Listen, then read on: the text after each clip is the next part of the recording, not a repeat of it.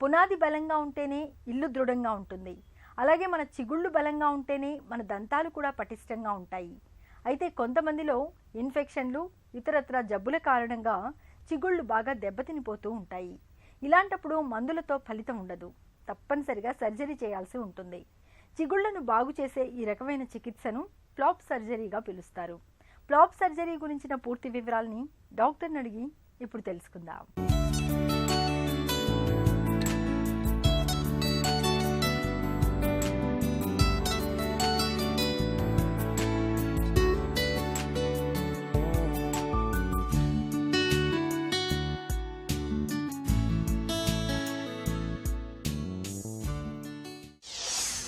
Flop surgery అంటే ఏంటి?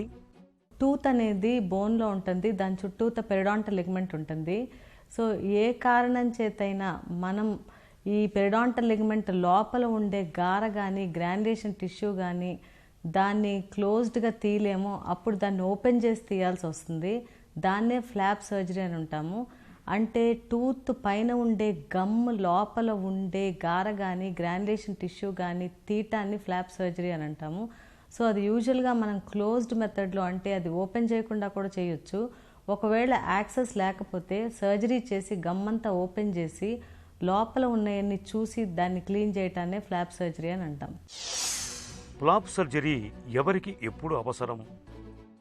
ఈ టూత్ లోపల ఉండే ఈ పన్ను పైన ఉండే చిగుళ్ళు, దాని లోపల ఒక పెరిడాంటల్ లిగమెంట్ అనేది ఉంటుంది. సో ఎప్పుడైనా మనం తిన్నవన్నీ అందులో ఇరుక్కుపోయి గార అనేది ఫామ్ అవుతూ ఉంటుంది. ఈ గార గమ్ లోపల ఉంటే సబ్జింజేవల్ క్యాలిక్యులస్ అని అంటాము. ఈ సబ్జింజేవల్ క్యాలిక్యులస్ వెళ్ళి ప్రెషర్ బోన్ మీద పెడతా ఉంటుంది. At the same time periodontal అటాచ్మెంట్ని కూడా బ్రేక్ చేసి ఇంకా ఆ అటాచ్మెంట్ని లోపలికి తీసుకెళ్ళిపోతూ ఉంటుంది. అంటే రూట్ ఎప్పుడైనా ఈ పెరిడాంటల్ అటాచ్మెంట్ క్రౌన్కి ఈ రూట్కి మధ్యలో ఉంటుంది. సో ఎప్పుడైతే ఈ అటాచ్మెంట్ కిందకి వెళ్ళిపోతుందో రూట్ ఎక్స్పోజ్ అయిపోతూ ఉంటుంది.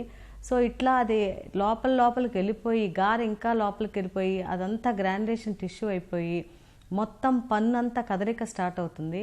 సో గ్రేడ్ 1, గ్రేడ్ 2 దాటి గ్రేడ్ 3కి వెళ్ళి పన్ను అన్ని డైరెక్షన్స్లో కనుక కదులుతూ ఉంటే అప్పుడు మనం ఫ్లాప్ సర్జరీ చేసిన ఉపయోగం ఉండదు. అది గ్రేడ్ 1, గ్రేడ్ 2లో ఉండి కొంతవరకు ఎముకుంటే కనుక ఆ గమ్ అంతా ఓపెన్ చేసి క్లీన్ చేయొచ్చు. తర్వాత ఈ గార లోపలుండి మనం ఎంత క్లీనింగ్ చేసినా పోకపోతే సబ్జింజేవల్ క్యాలిక్యులస్ క్లీన్ చేయడానికి కూడా మనం ఫ్లాప్ సర్జరీ చేయొచ్చు. ఈ గ్రాన్యులేషన్ టిష్యూ లోపల ఉండిపోయి పళ్ళలో కదిలికుంటే ఫ్లాప్ సర్జరీ ద్వారా ఆ గ్రాన్యులేషన్ టిష్యూ అంతా తీసి దాన్ని నీట్గా మళ్ళీ కాంటూర్ చేసినట్టయితే మళ్ళీ మీకు గార ఫామ్ అవ్వకుండా ఉంటుంది. అట్లా ఫ్లాప్ సర్జరీ ఇండికేషన్స్ ఏంటంటే మొబైల్ టీత్, కదిలే పళ్ళని సరిచేయటం అనేది ఫ్లాప్ సర్జరీ వల్లే అవుతుంది.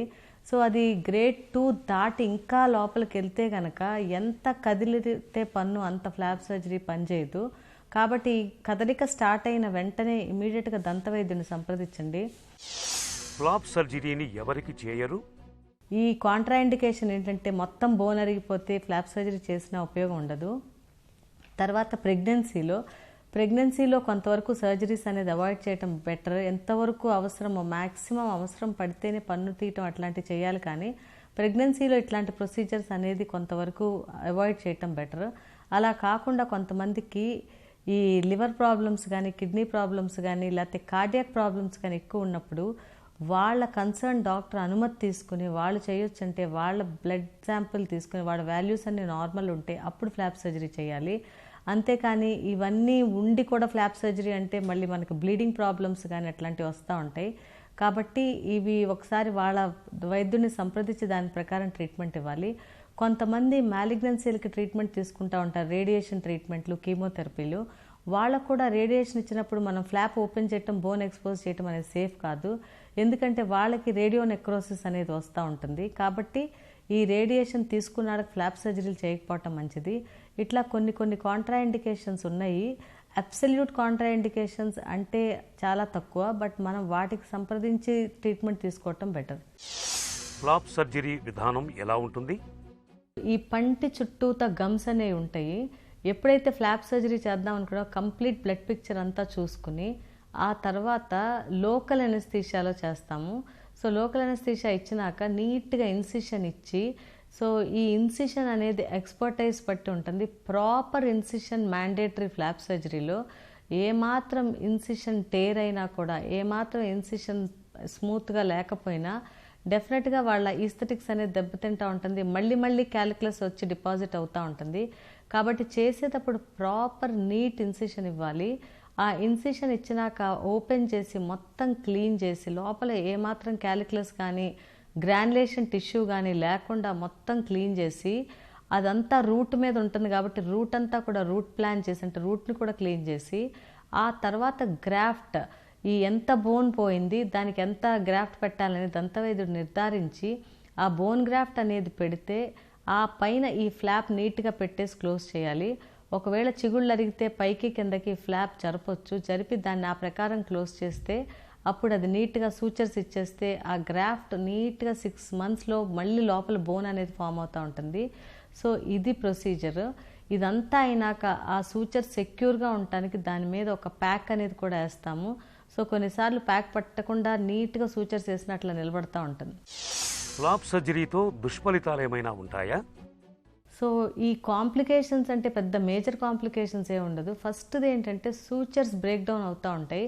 ప్రాపర్ ఇన్సిషన్ ఇవ్వకపోతే, ప్రాపర్గా సూచర్స్ క్లోజ్ చేయకపోతే ఆ సూచర్స్ అనేది బ్రేక్ డౌన్ అయ్యి లోపల పెట్టిన మెటీరియల్ అంతా ఎక్స్పోజ్ అవుతూ ఉంటుంది.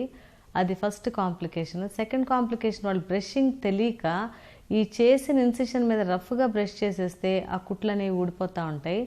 అట్లా కాకుండా కొంతమందికి ఈ లోకల్గా ఈ బ్లీడింగ్ ప్రాబ్లం అది ఉన్నాళ్ళకి కొంచెం బ్లీడింగ్ అనేది ఉంటుంది. కానీ దంతవైద్యులు యూజువల్గా ఫ్లాప్ సర్జరీ చేసినాక బ్లీడింగ్ అంతా కంట్రోల్ అయినాకే మిమ్మల్ని ఇంటికి పంపిస్తారు. కాబట్టి అది పెద్ద కాంప్లికేషన్ ఉండకపోవచ్చు తర్వాత. అండ్ నెక్స్ట్ ఏంటంటే ఈ సూచర్ కరెక్ట్గా ఇవ్వకపోయినా కొన్నిసార్లు ఫ్లాప్ అనేది కొంచెం పైకి కొంచెం కిందకి ఉండి చూడటానికి ఇబ్బందికరంగా ఉంటుంది. మనం ఎక్కడైతే ఫ్లాప్ పెట్టి అక్కడ కుట్లేసేస్తాం అక్కడే అతుక్కుని ఉంటుంది. సో అది ప్రాపర్గా ఇవ్వకపోతే కనుక ఫ్లాప్ కొంచెం పైకి కిందకి ఉన్నా కూడా కొంచెం ఇబ్బందిగా ఉంటుంది. ఒకవేళ టూత్ పైకి ఫ్లాప్ వస్తే అది అక్కడ ఉండదు, అది నీట్గా మళ్ళీ జరిగి కిందకు వచ్చేస్తూ ఉంటుంది. కాబట్టి ప్రాపర్ అడాప్టేషన్ ఆఫ్ ఫ్లాప్ చాలా ఇంపార్టెంట్. తర్వాత ఈ ఇన్ఫెక్షన్ అనేది కూడా రావచ్చు.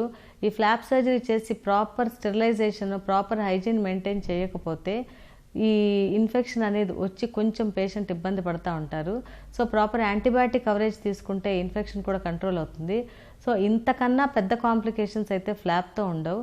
మ్యాక్సిమం ఏంటంటే ఆ పెట్టిన బోన్ గ్రాఫ్ట్ మళ్ళీ రిజెక్ట్ అవటము లేదా ఫ్లాప్ మళ్ళీ ఓపెన్ అవటము, అట్లా తప్పితే ఇంకంతకన్నా పెద్ద కాంప్లికేషన్స్ ఉండవు. దెబ్బతిన్న చిగుళ్లను బాగు చేసి దంతాలకు పునరుజ్జీవాన్ని ఇచ్చే ఫ్లాప్ సర్జరీ గురించిన పూర్తి వివరాల్ని తెలుసుకున్నాం కదా.